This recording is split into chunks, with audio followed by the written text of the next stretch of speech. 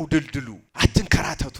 በጊዜ አግቡ። እድሜያችሁ ሲደርስ በስርዓት ክርስቲያኗን አግባት፣ ክርስቲያኑን አግቢው። አብራችሁ ሰርታችሁ ደጉ፣ ተመረቁ፣ ተባረኩ። ዝሙትን ሽሹት፣ ራቆት፣ ተጸየፉት። ከባዕድ ወገን አታግባ። ሃይማኖትን ጠብቅ። ጋብቻ እንደ እንስሳ አሁን በሬ የትኛዋንም ላም ካገኘ ይወጣል። ውሻም እንደዚያው ነው። አንበሳውን ዞኑም ሰው ግን እንደዛ አይደለም። ሰው ሃይማኖት ይጠይቅ፣ ምግባር ይጠይቅ። ይሄ ህይወት ነው፣ የህይወት አካል። ወደ ዝሙት ወደ ርኩሰት ጨለማ አታስገባም። ምጽዋት የእግዚአብሔርን ረድኤት ታቀርብልሃለች። ለሰው የሚያዝንን ሰው እግዚአብሔር ያዝንለታል። ይሄ ደግሞ ሰራተኛ የሰራተኛ ደሞዝ አታሰንብቱ፣ አቱላ አታሳድር። ስጠው ድሃውን። በላቡ ወጥቶ ደክሞ ሰርቶ ካገለገለ በኋላ ለምን ገንዘቡን ነገ ከነገ ወዲያ ለምን ትለዋለህ? አንዳንዱ ሰው በዚህም ኪዳነ ምሕረት ይመጣል፣ በዚህ ሩፋኤል ይመጣል፣ በዚያ ደግሞ ጠንቋይ የሚሄድ ሰው አለ። እንደዚህ እኩል የሚያደርግ አትርገማት። ሀገርህ እዚህ ሀገር ተፈጥሬ አትበል። ሀገርህንማ ገነት አስመስሎ ነው የሰጠህ። እኛው ራሳችን ከፍተን ነው የከፋችብን።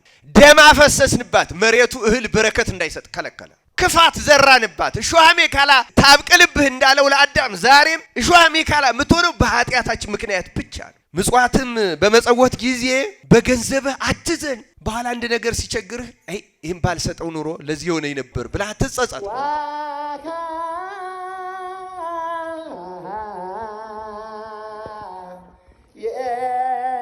እስኪ አብረና ማታ በስመ አብ ወወልድ ወመንፈስ ቅዱስ አሐዱ አምላክ አሜን። ክቡር አባታችን ሊቀ መዘምራን ቆሞስ አባ ፍሬ ስብሐት የዚህ ታሪካዊ እና ጥንታዊ ቤተክርስቲያን አስተዳዳሪ፣ አባቶች፣ ወንድሞች፣ እናቶችና እህቶች ሁላችሁም እንደምን ዋላችሁ? እንደምን አመሻችሁ? እንደምን ቆያችሁ? አሜን። ልዑለ ባህሪ እግዚአብሔር አምላካችን ስሙ ለዘላለም የተመሰገነ ይሁን። ከከበሩ ከሰባት አለቆች አንዱ አለቃ እኔ ሩፋኤል ነኝ። አስተውሉ ክርስቲያኖች። ጦቢት ከክርስቶስ ልደት 662 ዓመት በፊት በእስራኤል ምድር ከነበሩ ሰዎች አንዱ ነው። ጦቢት በጣም ደግና ጻድቅ ሰው ነው። በዚያ ዘመን እስራኤል 10ሩ ነገድ ፋርስ፣ 2ቱ ነገድ ባቢሎን ያሁኗ ኢራቅ፣ ፋርስ ያሁኗ ኢራን ተማርከው ለ70 ዓመት እና ከዚያ ለበለጠ ጊዜ ብዙ መከራ ያዩበት ጊዜ ነው። መጀመሪያ ስልምናሶር ነነዌ በአሶራውያን ከተማ፣ በኋላ ደግሞ ሰናክሬም ነግሰው እስራኤልን መከራ አጽንተው ቀጥቅጠዋቸዋል።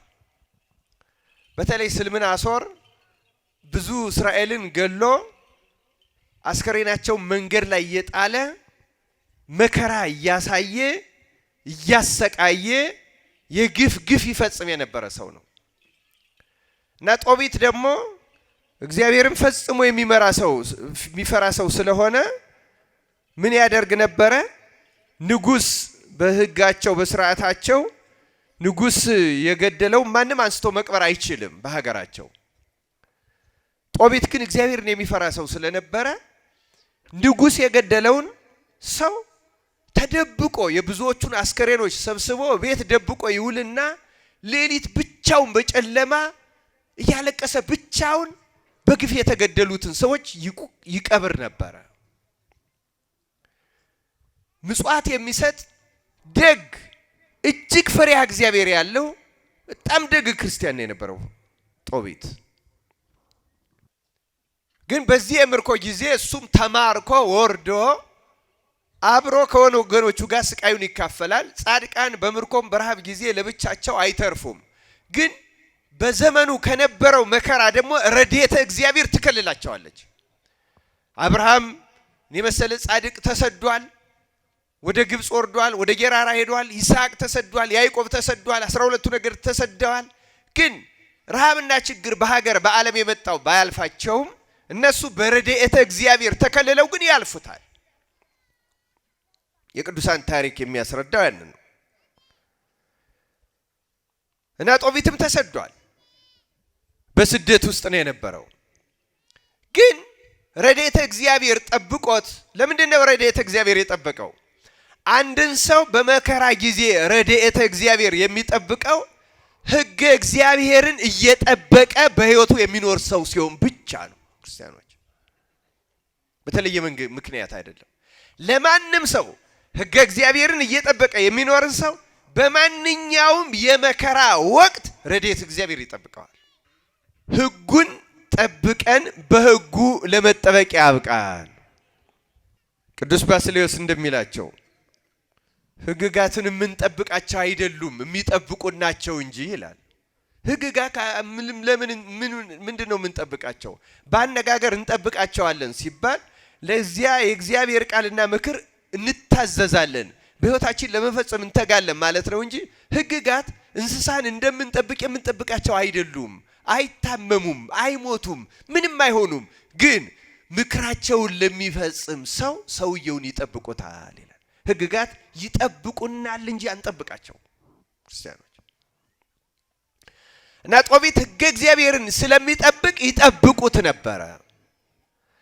ታዲያ በዚያ በሚኖርበት ሀገር እንዲህ ያለ ሲኖር አንድ ቀን ከእስራኤል አበይት በዓላት አንዱ በሆነው በበዓለ 50 ዕለት አንድ ነገር ተፈጸመ። በዓሉን አክብሮ መጥቶ በዓሉን አክብሮ እንዳው በስደት ነው ያሉ የተለየ ምኩራብ ምን የላቸውም፣ የተለየ አከባበርም የላቸውም። ግን አከበረው እሱ እግዚአብሔር በፈቀደለት መጠን አክብሮ ተመልሶ ውሎ ወደ ማታ ወደ 10 ሰዓት ምሳውን ሊበላ ምግብ ቀርቦለት እንደተቀመጠ ልጁ ከውጭ ገብቶ አንድ ነገር ነገረው። ከወገኖቻችን ከእስራኤል አንድ ሰው ተገሎ አስከሬኑ ሜዳ ላይ ተጥሏል አለው። ሜዳ ላይ ተጥሏል ሲለው የቀረበለት ማዕድ አልበላም ብሎ ትቶት ወጣ። እንደዚህ እናደርጋለን እኛ እግዚአብሔርን ከመፍራት የተነሳ። የማናውቀው ሰው እኮ ነው የማናውቀው ሰው እግዚአብሔርን የሚያመልክ መሆኑ ብቻ የተነገረን ሞቶ አስከሬኑ ተጥሏል ሲባል ያን አስከሬን ሳልቀብር አልበላም አለና የቀረበለትን ማዕድ ውሎ አንድ ጊዜ የሚበላትን ምግብ ትቷት ወጣ። ከሰው ተደብቆ ተጠንቅቆ ረድኤተ እግዚአብሔርን ጠብቆት ያን አስከሬን ወስዶ ደበቀ። ማታ ቆፍሮ ቀበረው። ገላውን ታጥቦ በእስራኤል ትውፊት አስከሬን የነካ ስለሚረክስ ገላውን ታጥቦ ምግብ በላ። አሁንም አስከሬን የነካ ሰው መንጻቱን ለመፈጸም እለቱን ወደ ቤቱ ገብቶ ስለማያድር ከቤቱ ወጥቶ ከእድሞ ከግንብ ስር ተኛ። እንቅልፍ ሲወስደው ለካ አይኑ ተገልጦ ኑሯል። ግንቡ ላይ ያሉ አሞሮች ኮሱበትና ኩሳቸው አይኑ ላይ አርፎ በጣም ከባድ ብልዝ አውጥቶ ሁለቱን አይኑን አጠፋው። ያን ጻድቅ ሰው ጻድቃን ገድለኞች ናቸው፣ መከራ አያጣቸው። አይኑን አጠፋው፣ አይነ ስውር ሆነ። አይነ ስውር ሲሆን ጦቢት እድሜው መጽሐፍ ቅዱስ 58 ዓመቱ ነበረ ይላል። ስንት ዓመቱ ነበር አልኳችሁ? የ58 ዓመት ሰው በሆነበት ጊዜ አይኑ ጠፋ። አይኑ ጠፍቶ እግዚአብሔርን እያመሰገነ ኖረ። በኋላ ግን የእስራኤልን መከራ አልቀላለ። ስደቱ ምርኮ ተፈጽሞ ወደ ሀገራቸው አልገቡም። መከራውም አልቀነሰም። አረጀ እና ልክ አይኑ ከታወረ በኋላ እንደገና እግዚአብሔር ሌላ 58 ዓመት ሰጥቶት በአይነ ስውርነቱ ከኖረ በኋላ በእርጅናው ዘመን ጦቢት አንድ ነገር አሰበ። ያሰበው ሐሳብ ምንድነው? በምርኮ ወደዚህ አሁን ወዳለበት አካባቢ ሲመጣ ከነበረው ሀብት ንብረት ብዙውን አንድ ዘመዱ ምድያም የሚኖር ገባኤል የሚባል ሰው ጋር በአደራ ገንዘቡን አስቀምጦ ነበረ እና አሁን መሞቻዬ ደርሷል ደክም ያለው አለና ወደ እግዚአብሔር ጸለየ። እግዚአብሔር ሆይ በቃ ይበቃኛል፣ ነፍሴን ውሰድ፣ ይብቃኝ፣ ይሄ መከራ ህይወት ይብቃኝ፣ ምን ነው ተውከኝ፣ ጥራኝ፣ አንተ ነፍሴን ውሰድ ተቀበል አለና ጸለየ። በእምነት ስለሚጸልይ እግዚአብሔር እንደሚሰማው ያምናል። ግን የዚያ ጊዜ ጸሎቱ ምሬት ያለበት ነው። በቃኝ ውሰደኝ አለና ወደ እግዚአብሔር ጸለየ። ይሄን ስለ ጸለየ እንደሚሞት ስላሰበ ያስቀመጠውን ባደራ ንብረቱን ለአንድ ልጁ ለጦቢያ ሳያወርሰው ማለፉን አሰበና ልጁን ጠራው። ማንን? ጦበያ። አባትየው ጦቢት ነው፣ ልጁ ጦበያ ይባላል። ጦበያን ጠራውና ይህን ገንዘብ እንዲያመጣ ሊመክረው አሰበና መጀመሪያ ምክር መከረው ልጁን ገንዘቡን አምጣ ከማለቱ በፊት። መጽሐፈ ጦቢት ምዕራፍ 4 ላይ እንዲህ ይላል የእግዚአብሔር ቃል። ስሙ ይሄን ምክር፣ እግዚአብሔር አይነ ልቡናችንን ያብራልን። ጦቢትም በዚያች ቀን በሜዶኑ ሰው በገባኤል ዘንድ አደራ ያስጠበቀውን የብሩን ነገር አሰበ ይላል። ሜዶን ነው ያለበት ሀገር። እነሆ ልሙት ብዬ አሰብሁ፣ ልጄን ጦበያን ጠርቼ የማልነግረው ምንድነው ሳልሞት የማልነግረው ስለምንድነው ብሎ አሰበ። ጠርቶ ልጄ፣ ተመልከቱ የመጀመሪያው ምክሩ አባት ለልጁ የመከረው ምክር። የዚህ ዓመት ጦቢት በመንፈስ የሁላችንም አባት ስለሆነ እኛ እንደ ልጆች ሁላችንም የአባት ምክር እንስማ። አሁን እንዲህ ይለዋል፣ ልጄ አለው አባቱ፣ በሞትኩ ጊዜ አክብረህ ቅበረኝ፣ እናትህንም ጠብቃት፣ በሕይወትም በኖርህበት ዘመን ሁሉ አክብራት፣ የወደደችውንም አድርግላት፣ አታሳዝናት።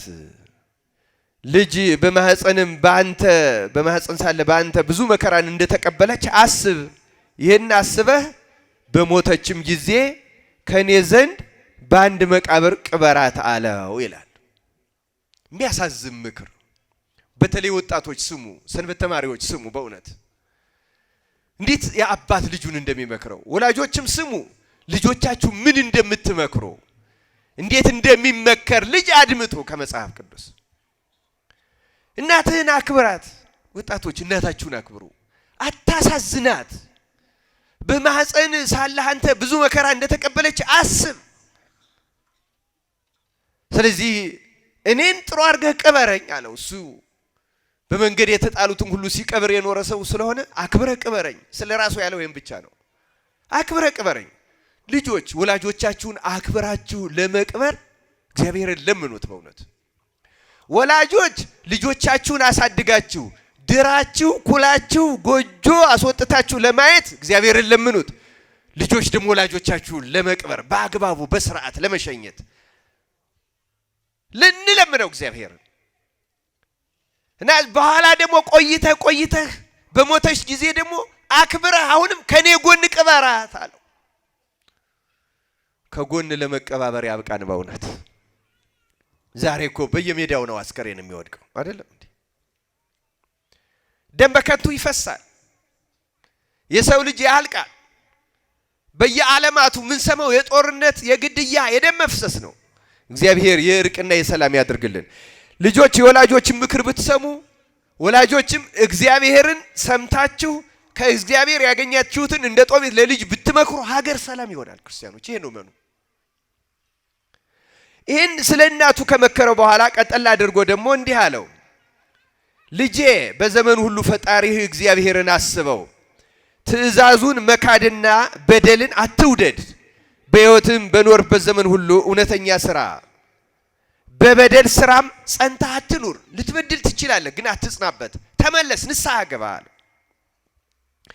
እውነት ነገርን ከሰራሃት በሰራኸው ስራና በጎዳና ሁሉ ትከናወናለህ። እውነትን የሰሯት ሰዎችም ሁሉ ስራቸው ይከናወንላቸዋል አለ። እግዚአብሔር ስራችን ያከናውንልን። በመጽሐፍ ስራው ተከናወነለት የተባለ ዮሴፍ ነው። ለምን? ዮሴፍ እውነተኛ ነው። ለወንድሞቹ እንኳን ያላደላ፣ የወንድሞቹን ተንኮል ለአባቱ የገለጠ፣ እንዲመከሩ፣ እንዲገሰጹ፣ እንዲስተካከሉ እነሱም ቀንተውበት የሸጡት ለመከራ አሳልፈው የሰጡት ግን ግብፅ ወርዶ እግዚአብሔር ስራውን ያከናወነለት። ይሰራው የነበረውን ስራ ሁሉ በእጁ እግዚአብሔር የሰራለት ሰው ዮሴፍ ነው። ለምን? እውነተኛ ስለሆነ። እውነተኞች ሰዎች ስራቸው ይከናወንላቸዋል። አዎ ዛሬ ዘመን ስራ በጉቦ ነው የሚከናወነው ይባላል። በማካፈል፣ በቅልጥፍና፣ በማጭበርበር። ግን እግዚአብሔር ለእውነተኞች ስራቸውን ራሱ እግዚአብሔር ያከናውንላቸዋል። ሰይጣን ከሚያከናውንላችሁና እግዚአብሔር ከሚያከናውንላችሁ ማን ቢያከናውንላችሁ ይሻላችኋል? ማን ያከናውንልን?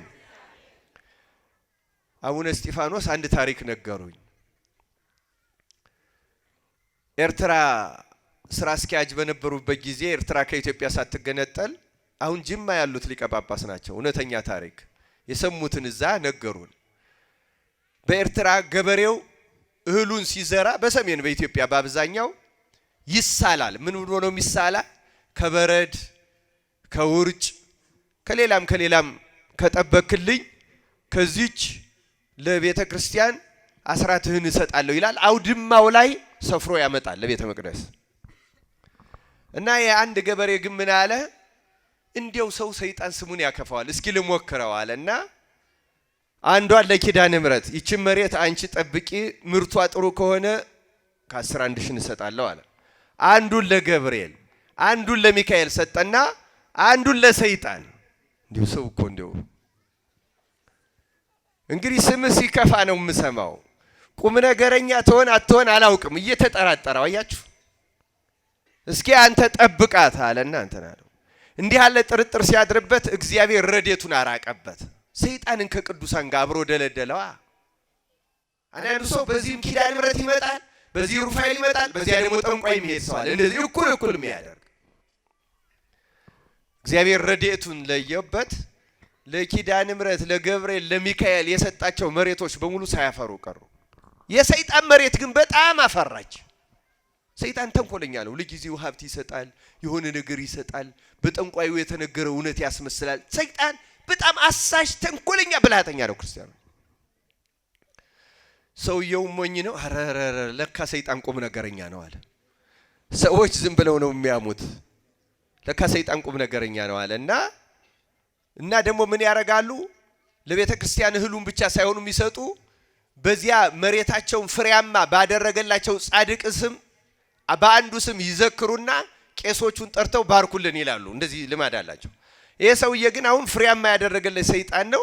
እዘክራለሁ ያንተን አለና እህሉን አስገብቶ ለሰይጣን ድግስ አዘጋጅቶ ቄሶቹን ኑና ለሰይጣን ደግሻለሁ ባርኩልኝ አይላቸውም። ደግሞ ድፍረቱ እንደው ይገርማል እኮ።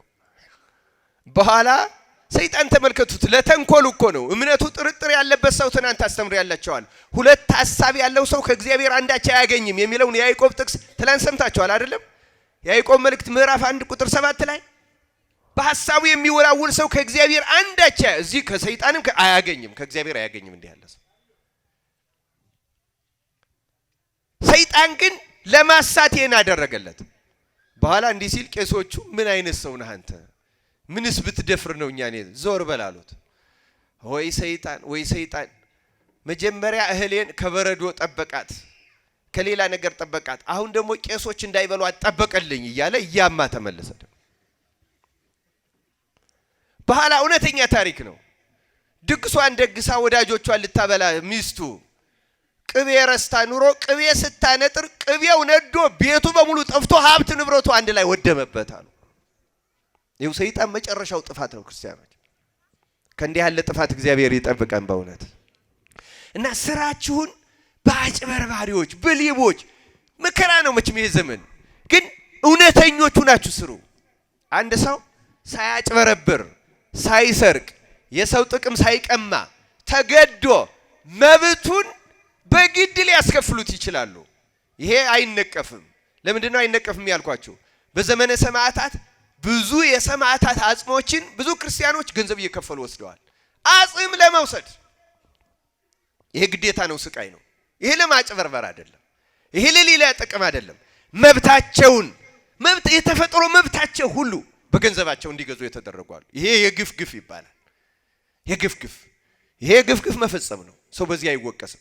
ግን ለማግኘት ለጥቅም ብሎ የሚያጭበረብር እና እግዚአብሔር ስራችንን ያከናውንልን። ጦቢት ጦቢያን የሚለው ይሄንን ነው። እግዚአብሔር እውነተኛ ከሆንክ እግዚአብሔር ያከናውንልሃል።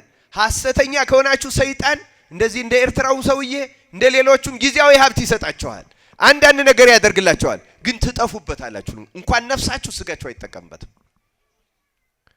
ክርስቲያኖች በእውነተኛው መንገድ ሄደን ለመጠቀም ያብቃን በእውነቱ። እና ምክሩን ስሙ ከገንዘብህም ምጽዋት ስጥ ይለዋል። ሶስተኛው ይሄ ነው። መጀመሪያ ስለ እናት መከረው፣ ሁለተኛ ስለ እውነተኛ ስራ መከረው፣ ሶስተኛ ስለ ምጽዋት ይመክረዋል። የዓመቱ ማጠቃለያ ነው። እነዚህ ምክሮች ለማስታወስ ለመተግበር ያብቃን እግዚአብሔር። እናትህን አጥብቃ አክብራት። ወጣት ደሃ እናትህን አክብራት። ያለ አባት ያሳደገችህን እናት አክብራት።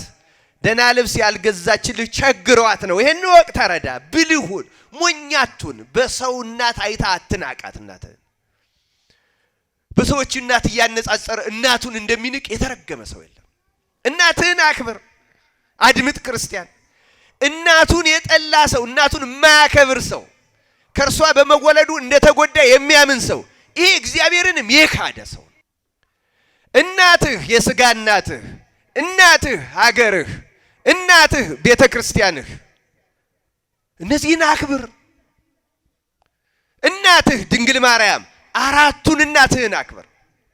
አራቱን እናቶችህን የወለደችህን እናትህን ካከበርክ አገርህን ታከብራታለህ በእርግጠኝነት። አትርገማት አገርህን። እዚህ ሀገር ተፈጥሬ አትበል። ሀገርህንማ ገነት አስመስሎ ነው የሰጠህ። እኛው ራሳችን ከፍተን ነው የከፋችብን። ደም አፈሰስንባት፣ መሬቱ እህል በረከት እንዳይሰጥ ከለከለ። ክፋት ዘራንባት፣ እሾህ አሜከላ ታብቅልብህ እንዳለው ለአዳም ዛሬም እሾህ አሜከላ የምትሆነው በኃጢአታችን ምክንያት ብቻ ነው። አትርገም አገርህን፣ አትጥላ። ይሄ ሀገር አትበል፣ ይሄ አካባቢ አትበል፣ ይሄ ሲዳሞ አትበል፣ ይሄ ወላይታ አትበል፣ ይሄ ጎጃም፣ ይሄ ጎንደር አትበል። አትናቅ፣ አገርህን አትጣል፣ ኢትዮጵያን አትናቅ። በተለይ የወለደች እናትህን በምንም ምክንያት አታሳዝናት። ና ስትልህ ሂድ፣ ስትልክህ ተላክ፣ እሺ በላት። ወጣት እናትህን አታሳዝን። እናትህን አክብርና የእግዚአብሔርን በረከት ቅመሰው። የእግዚአብሔርን ትእዛዝ እንደዚያ ነው የሚለው፣ 10ቱ ትእዛዛት። እናትና አባትህን ምን አድርግ ነው የሚለው? አክብር። አባትህን አክብር፣ እናትህን አታሳዝን። ወጣት የመጀመሪያው ምክሩ ይሄ ነው። ሁለተኛ እውነተኛ ነገር ስራ አለ። ሶስተኛው ላይ ነው ያለነው፣ ምጽዋት ስጥ። ይገርማል። እንዲህ ይለዋል፣ ከገንዘብህም ምጽዋት ስጥ። ምጽዋትም በመጸወት ጊዜ በገንዘብህ አትዘን። በኋላ አንድ ነገር ሲቸግርህ ይህን ባልሰጠው ኑሮ ለዚህ ሆነኝ ነበር ብለህ አትጸጸት ማለት ነው። ለገንዘብህ አትዘን። ስለ ምጽዋት ሰፋ ያለ ነው። አንድ ጊዜ ላንበው። ከድሃም ፊትህን አትመልስ፣ እግዚአብሔር ገጸ ረድኤቱን ካንተ አይመልስም። ድሃን ስታየው አትሰቀቀው። ቆስሎ ሊሆን ይችላል፣ ተልቶ ገምቶ ሊሆን ይችላል፣ ሰውነቱ ሊከረፋህ ይችላል።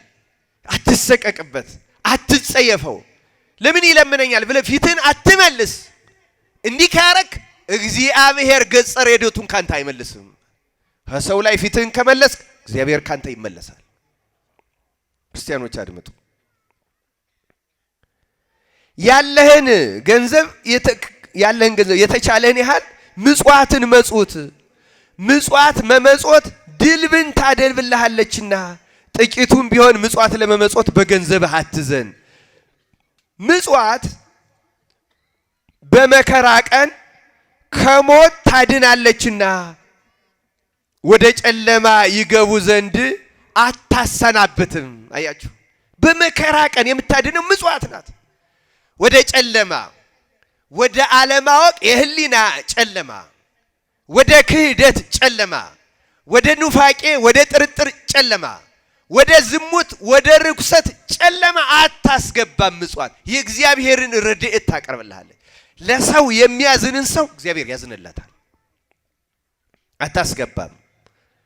ምጽዋት ለሚያደርጋትም ሰው ሁሉ በእግዚአብሔር ዘንድ ደግ ስጦታ ናት።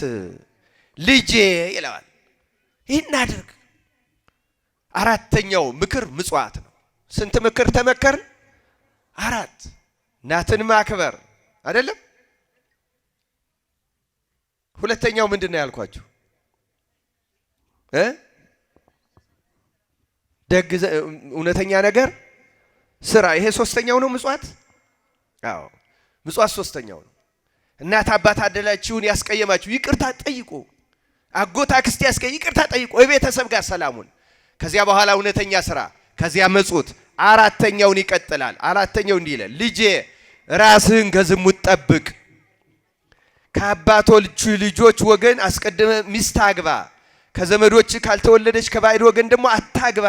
አያችሁ ክርስቲያን ካልሆነ ለማለት ነው ለኛ በእነሱ ደግሞ እስራኤልን ከሚያመልኩት ከነዚያው ከባዕድ ወገን አታግባል ሃይማኖትን ጠብቅ ጋብቻ እንደ እንስሳ አሁን በሬ የትኛውንም ላም ካገኘ ይወጣል ውሻም እንደዚያው ነው አንበሳውን ዞኑም ሰው ግን እንደዛ አይደለም ሰው ሃይማኖት ይጠይቃል ምግባር ይጠይቃል ይሄ ህይወት ነው የህይወት አካል እንደዚህ አግባ እኛ ደጋግ ከሚሆኑ ከጥንት ጀምረው ከነበሩ ከአብርሃምና ከኖህ ከያዕቆብ ከይስሐቅ የተወለድንና ከባዕድ የተወለደች አታግባ ልጄ ሁሉም ከአባቶቻቸው ልጆች ሚስት እንዳገቡ አስብ ልጆቻቸውም እንደተባረኩ የልጅ ልጆቻቸው ምድር እንደወረሷት አስብ ሃይማኖትን ጠብቀ ብታገባ ዘር ይባረካል ልጅ የልጅ ልጅ ይባረካል ርስት እንደወረሱ አስብ ግብጽ እንኳን ተሰደው ርስት ወርሰዋል በእውነቱ ኢናስብ አለው ይሄን እንድንፈጽመው እግዚአብሔር ይርዳን አራተኛው ይሄ ነው ከዝሙት መጠንቀቅ እውነተኛ ጋብቻን መመስረት አታውደልድሉ አትንከራተቱ በጊዜ አግቡ እድሜያችሁ ሲደርስ በስርዓት ክርስቲያኗን አግባት ክርስቲያኑን አግቢው አብራችሁ ሰርታችሁ ደጉ ተመረቁ ተባረኩ ዝሙትን ሽሹት ርቁት ራቁት ተጸየፉት አምስተኛውን ይቀጥላል ልጅ አሁንም ባልንጀራህን ወደድ ማንን ወደድ ባልንጀራህን ወደድ ይሄንንም ልጨርሰውና አንድ መሰረታዊ ምክር ነው በባልንጀራህም ልቡናህን አታኩራ ዋናው ይሄ ነው በባልንጀራህ ልቡናህን አታኩራ ከወገኖች ልጆች ሴቶች ልጆች ከወንዶች ሴቶች ልጆች ሚስትን አግባልና ትዕቢት ካለች አለ ትዕቢት ካለች ዘንድ ውርደት አለች ብዙ ሁከትም አለና ሁከት ካለች ዘንድ ችጋር አለች ብዙ ችግርና ጦም አዳር አለችና ልጄ በባልንጀራህ ልቡናህን አታኩራ ይላል ይሄንም እንድንፈጽመው እግዚአብሔር ይርዳን ዛሬ ያደግ ሰው ካለ ትላንት አብሮ ያደገ ባልንጀራህን አትኩራበት አትኩሩ በባልንጀራችሁ ላይ አትናቁ ካብሮ አደገ ጋር አትሰደድ እያልክ አትናቀው አትስደበው በባልንጀራችን ላይ ክፉ ነገር አናደርግ በተለይ መሰረታዊ ምክር ነው በጊዜዋ ጊዜ ስጠው እንጂ የተገዛልህ አምስተኛው የተገዛልህ የምንደኛ ደመወዝ ሁሉ ባንተ ዘንድ አይደር ለእግዚአብሔር ከተገዛ ዋጋህ ይበዛልሃል ለራስህ እወቅ በባህሪና በስራ ሁሉ አዋቂ ሁን ይሄ ደግሞ የሰራተኛ ደመወዝ አታሰንብቱ አቱላ አታሳድር ስጠው ደሃውን በላቡ ወጥቶ ደክሞ ሰርቶ ካገለገለ በኋላ ለምን ገንዘቡን ነገ ከነገ ወዲያ ለምን ትለዋለህ እግዚአብሔር እንዲታረቅህ ከፈለክ የሰራተኛ ደመወዙን አታውልበት እወቅ በባህሪህ ላይ እወቅ ይላል ያስጠነቅቃል እግዚአብሔር ማስተዋሉን ያድለን መውረት አምስተኛው ነው ይሄ ምክር ስድስተኛው ነው አራተኛው ስለ ዝሙት ነው አምስተኛው ስለ አለመኩራት ነው ስድስተኛው ደመወዝን ስለ በጊዜው ስለ መክፈል ነው ከዚያ ቀጥሎ እንዲህ ይላል ለራስህ የጠላኸውን ለማን አታድርግ ይገርማል ለራስህ የጠላኸውን ለማን ስጦታም ስንሰጥም ደግ ነው መስጠት ለማንም አታድርግ ይገርማል መቼስ ለመስከር ወይን አትጠጣ አያችሁ ለመስከር አትጠጣ ማለትና ለበሽታ ለጤና መጠጣት የተለያየ ነው በአመት ባል ሰው ለመስከር ግን አትጠጣ እንዲያውም እንዲህ ይላል ከሰካራሞች ጋር በመንገድ እንኳን አብረህ አትሄድ ከእህልህ ለተራበ ሰው ስጥ ከልብስህም ለተራቆተ ሰው ስጥ የተረፍህንም ሁሉ ለምጽዋት አድርግ እህልህንም በጻድቃን መቃብር ላይ አሳድር ለባለጸጎች ግን አትስጥ ከመምህራን ዘንድ ምክርን ፈልግ የምትረባህን ምክር አታቃል በየጊዜው እግዚአብሔርን አመስግነው ጎዳናህ የቀና ይሆን ዘንድ ወደ እርሱ ለምን በጎዳናህና በስራህም ሁሉ ይከናወንልሃል በጎን ሁሉ ምክር የሚሰጥ እግዚአብሔር ነው እንጂ አሕዛብ የሚመክሩት ከእግዚአብሔር ያልተገኘ ምክር ከንቱ ነውና ከመምህራን ምክርን ፈልግ ያዋረደው ዘንድ የሚወደው እርሱ ያዋረደዋል እርሱ እንደወደደ ይሆናል ልጄ አሁንም ትእዛዜን አስብ ከልቡናህም አይጥፋ ይላል። እግዚአብሔር ከኛ ልቡና አያጥፋብን። አሁንም የሜዶን ክፍል በምትሆን የራጊሱ ሰው በግብርኤል ልጅ በገባኤል ዘንድ አደራ ያስጠበቅኩትን የ10 ብር ነገር እነግርሃለሁ። ድሆች ካንተ ዘንድ ብዙ በረከትን ይቀበላሉና እግዚአብሔርንም ከፈራኸው ባንተ ዘንድ በረከት ይገኛልና ልጄ ከችጋር የተነሳ አትፍራ፣ ኃጢአትህንም ሁሉ ይቅር ይልሃል። እግዚአብሔር ደስ የሚያሰኝ ስራ በፊቱ ስራ ይላል። ስለ ቃሉ እግዚአብሔር ስሙ የተመሰገነ ይሁን። የዓመቱ ምክር ያደርግልን ለሁላችንም፣ ለኔ ለምናገረው፣ ለእናንተ ለሰማያኑ፣ ለካህናት፣ ለምእመናን ሁሉ የሚሆን ምክር ነው። አባቱ ይሄን መከረውና በመጨረሻ ትእዛዝ ሰጠው። ትእዛዙ ሂደህ ያንን በገባኤል ዘንድ የተቀመጠ ገንዘብ አምጣ ነው። ገንዘቡን ለማምጣት ደግሞ ልጁ መንገዱን አያውቀውም። ስለዚህ መንገዱን የሚመራህ ሰው ሂድና አምጣ አለው። ሂድና እናቱ ደግሞ እንዲህ አንድ ልጄን አለች። እናቱ ሐና ትባላለች። አንድ ልጄን ልትልከው ነው ወይ? በሄደበት ሙቶ ቢቀርብኝስ? እናት መች ምሩሩና ለምን ትልክብኛለህ? ግድ የለሽም እግዚአብሔር ደግ መልአክ በፊቱ ይልካል። እና አሁንም ሂድ ገንዘቡን አምጣ፣ ለልጅ አውርሼው ልሙት አለ። ከዛ በኋላ ሂድና ልክ እንደ ቀን ሰራተኛ መንገዱን የሚያውቅ ስፈልጋ አምጣ፣ አንተና ድርሶ ሲመልስ ገንዘብ እንከፍልሃለን አለው። ሄዶ ወጣ። ሲወጣ አንድ ሰው አገኘ። ያ ሰው ስምህ ማን ነው ሲለው አናንያ ይባላለሁ አለ። ይሄን ቃል ተናገሩ። ማን ይባላል አልኩ? አናንያ። ማን እንደሆነ ታውቃላችሁ? የሰው አናንያ ነኝ ያለው ለካ መልአኩ ሩፋኤል ነው። መልአኩ ማን ነው አልኳችሁ? ሩፋኤል ሰው መስሎ። ይኸው ክርስቲያኖች የአባቱን ምክር የሚሰማን ሰው በመንገዱ የእግዚአብሔር መልአክ ይከተለዋል። ለዚህ ነው ምክር ስሙ የምንላችሁ ወጣቶች። የአባቱን ምክር የእናቱን ምክር ሳያቃልል የሚሰማ ወጣት መንገዱ ላይ የእግዚአብሔር መልአክ ይጠብቀዋል። ጦቢያ አባቱን ምክር ሳያቀል የታዘዘውን ሳያዛንፍ ሊፈጽም ሲሄድ መልአኩ ከፊቱ ቀደመና ሰው መስሎ ቆሞ አገኘው። ማነህ አንተ? አናንያ። ሜዶንን ታውቀዋለህ? አውቀዋለሁ።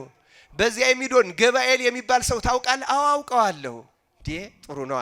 እዚያ ወስደህ ብትመልሰኝ ስንት ገንዘብ ልክፈልህ ሲለው በመንገድ በቀን በሄድንበት በቀን 1 ብር ክፈለኝ አለው መልአኩ እንደ ሰው።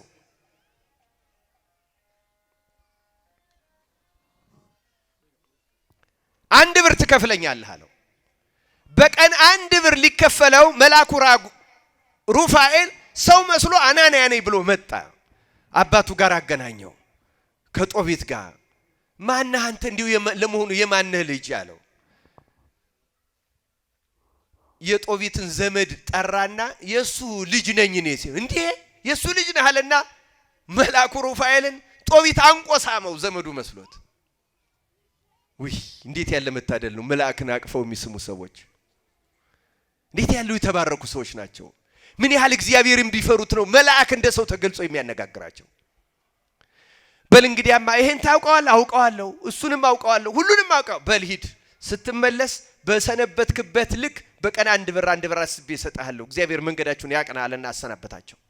ከዚያ በኋላ እንደ ሰው እያነጋገረው መልአኩ ሩፋኤል ከጦቢያ ጋር ጉዞውን ሄደ። ጤግሮስ ወንዝ አካባቢ ሲደርሱ እግራቸውን መሽቶባቸው ታጥበው ዘመድ ቤት እንዳሁኑ ሆቴል የለም በየጎዳናው እንገባለን ሲሉ፣ በሀገራችንም እንደዛ ነው የነበረው።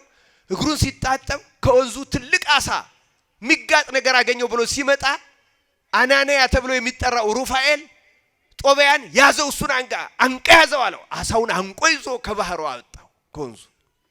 በልጥባው አለው፣ አረደው። አሁን ምን አለው? ልቡንና ኩላሊቱን ሐሞቱን ለብቻው ጠብቅ አለው። እየሰማችሁ ነው? ምኑን አለው? ልቡን ኩላሊቱን በአንድ ወገን ለብቻው፣ ሐሞቱ ደግሞ ፈሳሽ ነው በሌላ፣ እነዚህን ጠብቅ አለው። ከዚያ ጠበሱት፣ በሉና ሊያሳድሯቸው ፈልገው ወደ አንድ ቤት ሲሄዱ እና ደግሞ አንድ ሰው ነበረ በዚያ አካባቢ በጤግሮስ ወንዝ አካባቢ። ያ ሰው ራጉኤል ይባላል። አንዲት ሴት ልጅ ነበረችው። ሴት ልጁ ሳራ ትባላለች። ሳራ ደግሞ ባል ቢያጋባት በአንድ ምክንያት ከሷ የተጣጋ አስማንዲዮስ የተባለ ሰይጣን ባሎቿን ሳይገናኟት እየገደለ እየወጋ ይገልባታል። በሀገራችን ሾተላይ የሚባል አባባል አለ። ሾተላይ የሚባል ሰምታችሁ ታውቃላችሁ? ያንዳንዶቹን ልጅ ይገልባቸዋል፣ ያንዳንዶቹን ባል ይገልባቸዋል። እና ይቺ ደግሞ ሳራ ያጋባታል አባቷ ይገልባታል ባሏን። እንዲህ ያረገ 7 ባሎቿን አስማንዴስ የተባለ ጋኔል ገሎባታል። ከ7ኛው በኋላ እቤቷ ሰገነት ላይ ቆማ ወደ እግዚአብሔር አምርራ አለቀሰች። እግዚአብሔር ሆይ ለምን ተውከኝ? ለምን ቸላልከኝ? ለምን በህይወቴ ሁሉ መከራ ገጠመኝ? አዘነሽ ከልቧ። ከዚህ በላይ ምን ይሆናል? እባክህ ነፍሴን ውሰድ፣ ነፍሴን ተቀበል፣ ግደለኝ ብላ ጸለየች። እዛ ጦቢት በቃኝ መከራ በዛብኝ ግደለኝ። እዚህ ደግሞ ማን እንደዛ አለች? ሳራ። ዛሬ ብዙ ቅዱሳን ብዙ ጸሎት የሚጸልዩበት መሰረታዊ ምክንያት መልአኩ ሩፋኤል ጸሎት አሳራጊ ስለሆነ ነው። እግዚአብሔር ደግ ደግ ጸሎታችንን በመልአኩ ሩፋኤል አሳርጎ መልሶ ይክፈላል። እና ሳራም ይሄን ጸለያ ነበረ። ሩፋኤል ጸሎታቸውን አሳርጎ ከእግዚአብሔር ዘንድ እንዲረዳቸው ስልጣን ስለተሰጠው ነው ለካ ከዚህ የጀመረው። ከዚያ እግዚአብሔር ሲገቡ ሳራ ተነስታ አገለገለቻቸው። አናንያ ነኝ ያለው ሩፋኤል ምን አለው? ይቺ ልጅ ከወገኖችህ ናት። እንግዲህ አባቱ ስለሚስት የመከረው ምክር ቅድም አንብቤላችኋለሁ አይደለም? ይቺ ላንተ ጥሩ ልጅ ናት፣ ሚስት ትሆንሃለች። እና ራጉኤል ጠየቃቸው፣ ከየት ነው የመጣችሁ? ከዚህ ሀገር። እንዴ በዚህ ሀገር ጦቢት የሚባል ዘመድ ነበረኝ፣ ታውቁታላችሁ ወይ? እንዴ አዎ የሱ ልጅ ነኝ። ተነስቶ ሳማቸው ራጉኤል። ደስ አለው፣ ደህንነቱን ሰማ፣ አለቀሰ። ባል አባትህ ታዲያ ጦቢት ደህና ነው ወይ ሲለው፣ አባቴ ደህና ነው ግን አይነ ስውር ሆኖ ሲለው፣ ደግሞ አይነ ስውር መሆኑን ሲሰማ አለቀሰ ራጉኤል። ወይኔ ወንድሜ ብሎ አለቀሰ፣ አዘነ። ከዚያ በኋላ ዝምድና አላቸው፣ በዝምድና ይጋባሉ። እስራኤል ከአሕዛብ ጋር ላለመጋባት ይችን ልጅ ሚስት ትሆነኝ ዘንድ ስጠኝ ብለህ ጠይቀው አለው መልአኩ። አናንያ ሲጠይቀው እሰጥህ ነበረ፣ ሚስት ትሁን ግድ የለም እህትህ ናት፣ ግን እሷ ያገቡ ሁሉ ይሞታሉ፣ እንዳትሞታ ግድ የለህም ስጠኝ፣ እንዳትፈራ አለው። እና በእሷ ያለው ሰይጣን አስማንዴዎስ ነው። እሷን ወስደ መኝታ ቤት ስትገባ መጀመሪያ ቅድም ከአሳው ያወጣኸውን ልቡንና ኩላሊቱን ዕጣን ጨምረህ አጢስና ወደ እግዚአብሔር ጸልይ አጢስበት። ይሄን ጢስ ያ ሰይጣን አይወደውም፣ ወጥቶ ልቋት ይሄዳል አለው። ግድ የለህም አለው። በል አንድ ቤት ይዛተኛ አለው። ልክ ጦቢያ ሚስቱን አገኘ። እንዳሁኑ አይነት የሰርግ ስነ ስርዓት የለም፣ በባዕድም በስደትም ነው ያሉት። እሷን ይዞ ጫጉላ ቤት ተኛ። ሩፋኤል ወይም አናንያ እንደነገረው ልቡንና ኩላሊቱን ከዕጣን ደባልቆ ወደ እግዚአብሔር ጸልዮ ሲያጥስ 7 ባሎቿን የገደለባት ያ ክፉ ጋኔል አስማንዴዎስ ለቋት ወጣ። መልአኩ ሩፋኤል ደግሞ ያን ጋኔል ወሰደና አስሮ አጋዘው ይላል መጽሐፍ ቅዱስን አንቡት። እዚሁ ላይ መጽሐፈ ጦቢትን ታገኙታላችሁ።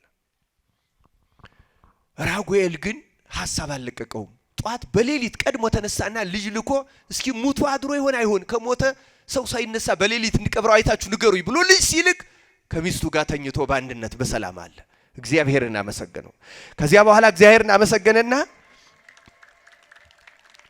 ሰርግ አደርጋለሁ 14 ቀን ከዚህ አትወጣም ቁጭ በል አለቅ። ኧረ አባቴ ልኮኛል፣ ወደ ሜዶን እንሄዳለን፣ ከገበኤ ዕቃ አምጣ ብሎኛል ቢለው፣ ኧረ በፍጹም ልጄን ትዳሯን ከሚያውክ በሽታ ፈውሰሃታል፣ ጥሩ ትዳር መስርተህልኛል፣ አሁን ሰርግ አትንቀሳቀስም በፍጹም አለው። ሳምንት ተቀምጦም ልቀቀኝ ቢለው አለቅህም አለው። በኋላ ጦቢያ ምን አደረገ? ያንን አብሮት የሚሄደው መንገደኛ አናንያን ማን እንደሆነ እስካሁን አላወቀም። እባክህ አንተ መንገዱን አውቀዋለሁ ብለሃል፣ አባቴ የሰጠኝን ይሄን ልዩ ማህተም ያለው ደብዳቤ ይዘህ ወርቁን ገንዘቡን አምጣልኛል። እሺ ሄዳለሁ አለና መልአኩ ሩፋኤል መልእክተኛው ነው ሄዶ ገበኤል ዘንድ ሄዶ መልእክቱን አድርሶ ደብዳቤውን አስነብቦ የአደራ ዕቃውን ጠይቆ ደህንነቱን ተረድቶ ዕቃውን ይዞ ተመለሰ። ሲመለስ 14 ቀን ሰርጉን ጨርሷል።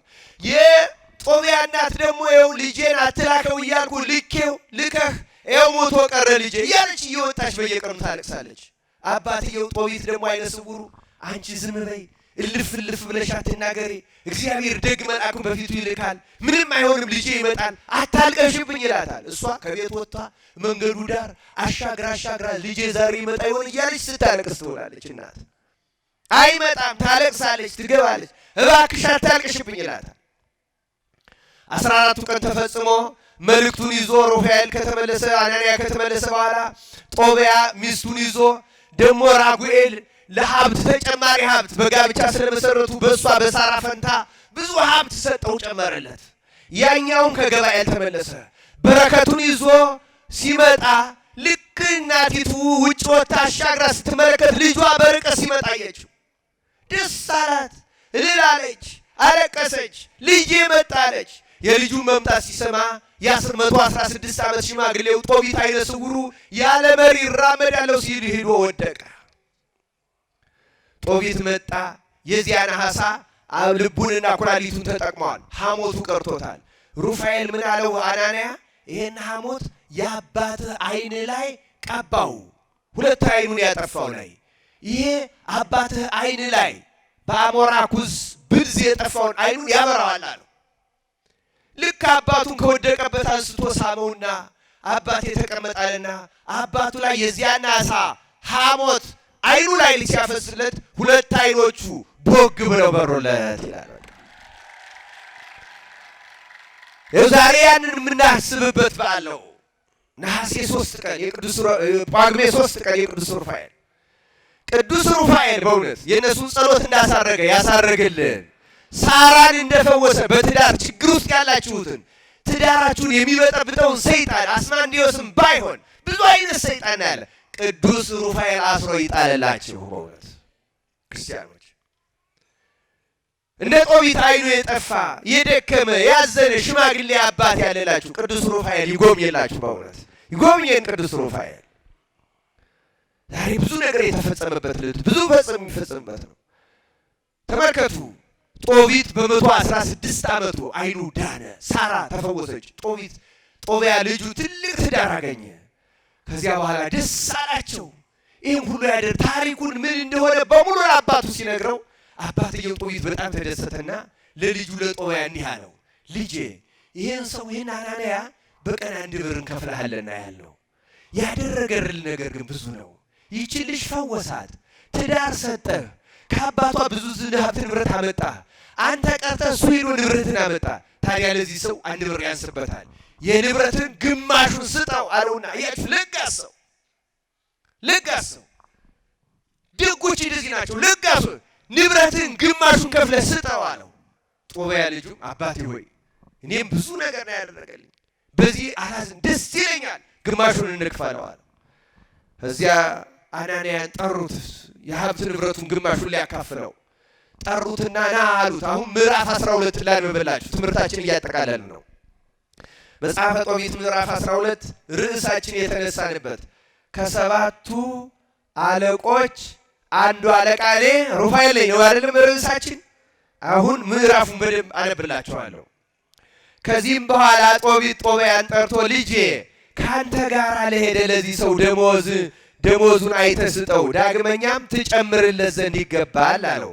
ጦቢያም አባቱ ወደ አንተ በደህና መልሶልኛልና ሚስቴንም ፈውሷታልና ብሩንም አምጥቶልኛልና እንደዚሁም ሁሉ አንተንም ፈውሷልና የገንዘቤን እኩሌታ እንኳ ብሰጠው የሚጎዳኝ የለም አለው። አባቱም እውነት ተናገርክ አለው። ያንን መልአክ ጠርቶ ከእናንተ ጋር ያመጣሁትን የገንዘቡን እኩሌታ ሁሉ ይዘህ በተድላ በደስታ ሂድ አለው። ሰው መስሎት። አሁን ተመልከቱ። ከዚህ በኋላ ሂድ አለው። ሩፋኤልም የዚያን ጊዜ ሁለቱን ሁሉ ጦቢያንና ጦቢትን ጠርቶ ቆይታ አድርጎ እግዚአብሔርን አመስግኑት አላቸው። ማነው አሁን የሚለው? ማነው ይሄን የሚለው? መልአኩ ሩፋኤል፣ የኛ መልአክ ረድኤቱ አይለየን። እግዚአብሔርን አመስግኑት አላቸው። ለእርሱም ተገዙ፣ ለስሙ ምስጋና አቅርቡ፣ ስላደረገላችሁ በጎ ነገር ሁሉ በሰው ሁሉ ፊት እመኑበት። በሰው ሁሉ ፊት ምን አድርጉበት አለ? እመኑበት። እግዚአብሔርን አመስግኑት፣ ስሙንም አመስግኑ።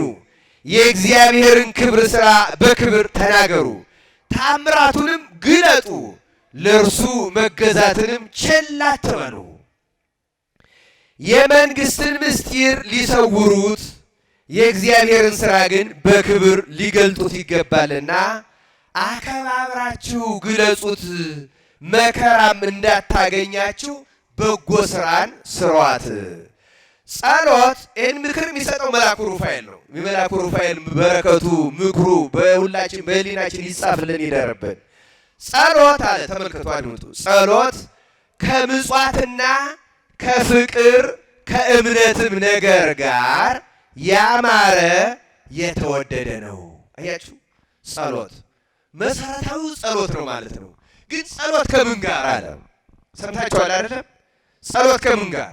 አንደኛ ከምጽዋት፣ ሁለተኛ ከምቅን ከፍቅር፣ ሶስተኛ ከእምነት። ጸሎት፣ ምጽዋት፣ ፍቅር፣ እምነት እነዚህ መሰረታዊ ነገሮች ናቸው። እነዚህን ገንዘብ እንድናደርግ አምላካችን እግዚአብሔር ይርዳን። በእውነት ይሄ ያማረ ነው ካለ በኋላ እንዲህ አላቸው። በጣም ይገርም ነው። መልአኩ ቅዱስ ሩፋኤል የተወደደ ነው። ሰርቆ ቀምቶ ካጠራቀሙት ከብዙ ገንዘብ በእውነት ያጠራቀሙት ጥቂት ገንዘብ ይሻላል። አድምጡ ክርስቲያኖች፣ ምጽዋት ከሞት ታድናለችና። ምጽዋት ከምን ታድናለች? ከሞት ታድናለችና፣ ከኃጢአትም ሁሉ ታነጻለችና። ገርማቸዋል። ናቡከደነጾር መንግስቱ እንደሚጠፋ እሱም አውሬ ሆኖ ሳር እንደሚግጥ ዳንኤል ህልሙ ከተረጎመለት በኋላ በምን ልድን እችላለሁ ሲለው የመከረው ምክር አንድ ነበረ። ምጽዋት መጽውት እግዚአብሔር ኃጢአትን ይቅር ይላል። ገንዘብ የሚወድ ሰው ግን ለምጽዋት እጁ አይፈታም። እና ናቡከደነጾር ከርሞ በዚህ ሰዓት እንደ አውሬ እሳት ትግጣለህ ስላለው ብልጥ የሆንኩ መስሎት ሌላ ከተማ ሄዶ ዓመት ተቀመጠ። እዚያ ከተማ ሲሆን የሚድን እዚህኛው ሲሆን አውሬ የሚሆን መስሎት ከዓመት በኋላ ይሄ ነቢይ የነገረኝ ነገር ሳይሆን ቀረ ብሎ ወደ መጀመሪያ ከተማው ሲመጣ እግዚአብሔር አውሬ አድርጎ 7 ዓመት ሳር አስጋጠው። ምጽዋት ታድናለች እያለው ምጽዋት ኃጢአት ታስተሰርያለች። ክርስቲያኖች አካፍሉ፣ እናካፍል ሁላችንም ከአቅማችን እና እንዲህ አለው። ምጽዋት እንደው በጣም ይገርማል እኮ ታነጻለች፣ ከኃጢአት ሙሉ ታነጻለችና ወርቅ ከማድለብ ምጽዋት መስጠት ይሻላል። ምጽዋትና ጽድቅንም የሚያደርጉ ሰዎች ሁሉ ለራሳቸው ሕይወትን ያገኛሉ። የሚበድሉ ሰዎች ግን ሰውነታቸውን ይጠሏታል። እነሆ ነገሩን ሁሉ ከእናንተ አልሰውርም፣ የመንግሥትን ምስጢር ምን ብያቸዋለሁ? ይህን ቅድም ታስታውሳላችሁ? የመንግሥትን ምስጢር ሊሰውሩት ያማረ ነው፣ የእግዚአብሔርን ተአምራት ግን በክብር ሊገልጡት ይገባል እላቸዋለሁ። የዚያን ጊዜ ግን አለ ሩፋኤል ምራትህ ሳራና አለው ለጦቢት የልጁ ሚስት ማለት ነው ምራት፣ አንተ በጸለያችሁ ጊዜ የልመናችሁን ነገር ወደ እግዚአብሔር አደረሱ። አንተም ሬሳ በቀበርክ ጊዜ ከአንተ ጋር ነበርኩ። ደግ ከሚሰራ ሰው የእግዚአብሔር መልአክ አይለይም። ገዢ ፈጣሪ የሚሆን እግዚአብሔርም አንተን አድንህ ዘንድ ምራትህ ሳራንም ከሐዘኗ አረጋጋት ዘንድ ላከኝ። የቅዱሳንን ጸሎት ከሚያሳርጉ ወደ ከበረ ወደ ገነነ ወደ እግዚአብሔር ጌትነትም ከሚያገግቡ ከከበሩ ከ7 አለቆች አንዱ አለቃ እኔ ሩፋኤል ነኝ አላቸው። ምስጢሩን ገለጸላቸው። አናንያ ነኝ ያላቸው አሁን ሩፋኤል ነኝ አላቸው። ከከበሩ ከገነኑ በከበረ በገነነ በእግዚአብሔር ጸሎት ከሚያሳርጉ ሩፋኤል ምን አድራጊ ነው? ክርስቲያኖች ተናገሩ። ምን አድራጊ ነው? ጸሎት አሳራጊ። አንዱ አለቃ እኔ ነኝ። መልአኩ ቅዱስ ሩፋኤል ጸሎታችንን በዕለተ ቀኑ ያሳረገልን። ይህንንም ሰምተው ሁለቱ ደነገጡ። ሰው መስሏቸው ነበር የቆዩት፣ ፈርተዋልና በግንባራቸውም ፍግም ብለው ወደቁ። ፈጣሪያችሁ እግዚአብሔርን ፍሩት እንጂ እኔን አትፍሩኝ። እግዚአብሔርን ፈጽማችሁ አመስግኑ። የፈጣሪያችሁ ፈቃዱ አመጣኝ እንጂ ምስጋና ለእኔ አይገባኝምና፣ ስለዚህ ነገር ለዘላለሙ በዘመናችሁም እግዚአብሔርን አመስግኑት። እኔ ግን ተገለጥሁላችሁ፣ መልኬንም አያችሁ። ከእናንተ ጋር አልበላሁም አልጠጣሁም። አብሮ ሲበላ ሲጠጣ ሰንብቷል። ግን የበላ የጠጣ መሰለ እንጂ አልበላም። ሊቃውንትም የሥላሴን በአብርሃም ቤት መብላት ሲተረጉሙ የሥላሴ የመላእክት መብላት ይላሉ እሳት እንጨትን እንደሚበላው እሳት ቅቤን እንደሚያቀልጠው ነው ይላሉ። እሳት እንጨትን በላው ቢባል ወፈረ፣ አደገ፣ ተስማማው ሰውነት ሆነ አይባልም። ለራሱ አይጠቅመውም አይደለም እንዴ? ወደ አመድነት ይቀይረዋል እንጂ። የመላእክትም እንደዚያ ነው። የሥላሴም በአብርሃም ቤት እንደዚያ ነው። አልበላሁም አልጠጣሁም አላቸው። አስተውሉ ክርስቲያኖች፣ አልበላሁም አልጠጣሁም፣ ወደ ላከኝ ወደ እግዚአብሔር እወጣለሁና አሁንም በእግዚአብሔር እመኑ ይህንንም ሁሉ በመጽሐፍ እጽፍ ዘንድ መጣሁ አለ። አያችሁ፣ ይህን ታሪክ እንዲጻፍ ለእኛ እንዲገለጥ በየዘመኑ እንዲተረጎም እንዲነገር በዕለተ ቀኑ እንዲታሰብ ለዚህ መጣሁ አለ። የዚያን ጊዜ ተነስቶ ሄደ። ከዚያ በኋላ አላዩትም። ገናና ድንቅ በሚሆን በእግዚአብሔር ሥራ በተገለጠላቸው እግዚአብሔር በላከው መልአክም አመኑ ይላል። ስለ ቃሉ የእግዚአብሔር ስሙ የተመሰገነ ይሁን። የመጨረሻዋን ቃል ደግማታለሁ። ገናና ድንቅ በሚሆን በእግዚአብሔር ሥራ በተገለጠላቸው እግዚአብሔር በላከው መልአክም አመኑ። በማን አመኑ? በእግዚአብሔር ድንቅ ሥራ አመኑ። በማን አመኑ? በተገለጠላቸው በመልአኩም አመኑ። ኦርቶዶክሳውያን በመላእክት አማላጅነት ተራዳይነት እናምናለን አናምንም? ይህ መጽሐፍ ቅዱስ አመኑ ነው የሚለው። ክርስቲያኖች ሳንጠራጠር ማመን አለብን። መላእክት ፈጣሪዎች አይደሉም። መላእክት መልእክተኞች ናቸው፣ እንደስማቸው ግን ረዳቶች ናቸው። ጸሎት ያሳርጋሉ፣ ተልከው መጥተው ይፈውሳሉ፣ ያድናሉ፣ ይታደጋሉ፣ ታዳጊዎች ናቸው። ቅዱስ ሩፋኤል ሳራን እንዳዳነ ጦቢትን እንደፈወሰ የጦቢያን ጋብቻ እንደባረከ የእኛን ሕይወታችን ይባርክልን። የተወደዳችሁ የእግዚአብሔር ቤተሰቦች የዛሬው ቀን የዚህ በዓል ቀን ነው።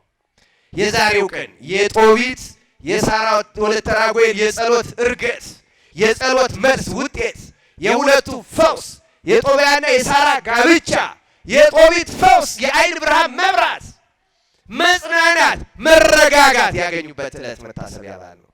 ዛሬ ቅዱስ ሩፋኤል በመላው ዓለም ለሚያምኑበት ይህን ያደርጋል። ፈታዊ ማኅፀን ነው፣ የብዙዎቹን ማኅፀን ይከፍታል፣ መካኖቹ እንዲወልድ ያደርጋል። እንስሳ ሁሉ የእንስሳትን የበጎችን የከብቶችን ሁሉ የሚባረከው ቅዱስ ሩፋኤል ነው። በቁስል በበሽታ ላይ የተሾመ መልአክ ነው። በሽተኞችን ሁሉ ይፈውሰን። በልጅ ማጣት የምታዝኑት ሁሉ ገድለ ድርሳነ ሩፋኤልን ጸልዩ፣ ድገሙ። ማኅፀናችሁ ይከፈታል፣ የተባረከ ልጅ ይሰጣችኋል።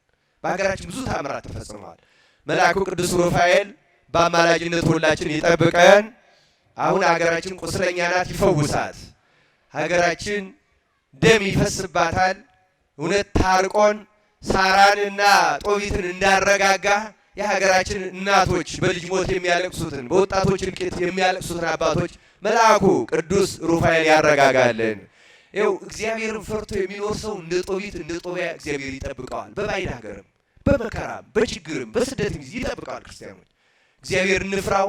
በእግዚአብሔር ቸርነት በእግዚአብሔር ድንቅ ሥራ በመላእክት ጠባቂነት አማላጅነት አምነን ለመጠቀም ያብቃን። ይቆየን። ወስብሐት ለእግዚአብሔር።